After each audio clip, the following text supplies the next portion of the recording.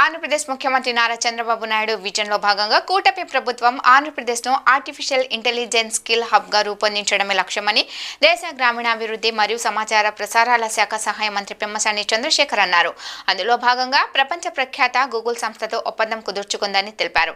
దీనికి అనుగుణంగా Vasireddy Venkatadri institute of technology కళాశాల నందు గూగుల్ డెవలపర్స్ గ్రూప్స్ ద్వారా నిర్వహించు మొదటి ఆర్టిఫిషియల్ ఇంటెలిజెన్స్ స్కిల్లింగ్ వర్క్షాప్ను ఆయన ప్రారంభించారు.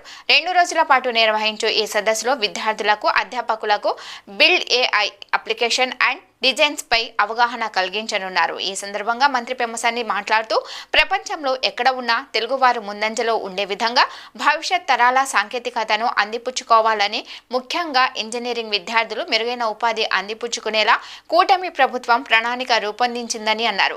ఈ కార్యక్రమంలో VVIT chairman Vasireddy Vidyasagar, vice chairman Vasireddy Mahadev, Google ప్రతినిధులు తదితరులు